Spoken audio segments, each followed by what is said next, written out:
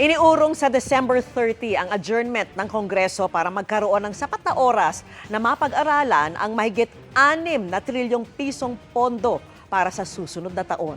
Nakatutok si Ian Cruz. Upang magkaroon ng sapat na panahon para maayos na maipasa sa oras ang 6.793 trillion pesos na 2026 national budget.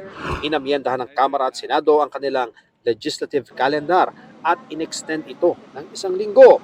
Kaya ang dapat na adjournment ng Kongreso bukas, December 23, iniurong sa December 30. Ang last session day na ng Kongreso magiging December 29 kung kailan inaasahang maratipikahan ang Bicameral Conference Committee report sa General Appropriations Bill.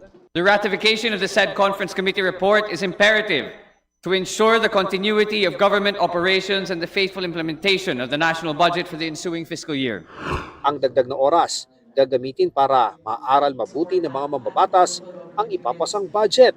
Idiniin sa Senado na kailangang matiyak na walang mababago sa bersyong inaprubahan ng Bicameral Conference Committee.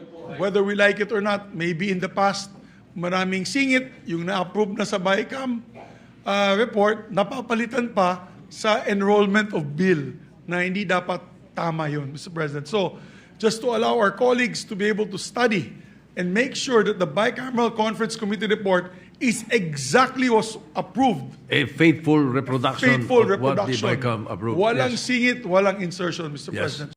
Ayon kay Senate President Vicente Soto III, nakamonitor naman ang ehekutibo sa bawat hakbang ng budget, kaya maaari pa rin daw itong mapirmahan ng Pangulo bago matapos ang 2025. Pero kung hindi man daw, maaari pa rin daw itong mapirmahan ng Pangulo sa unang linggo ng 2026. If they have started reviewing it from now up to that time, there is a possibility, but I doubt it.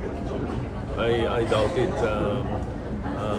Perhaps somewhere like sometime like first week of January would be ideal na na-review na nila yun. So possible reenacted for a few days, ganun? Yeah. Kung ganun lang naman, wala problema because di ba the last time, pa kaming 3 months na reenacted. Para sa GMA Integrated News, Ian Cruz, nakatutok, 24 oras.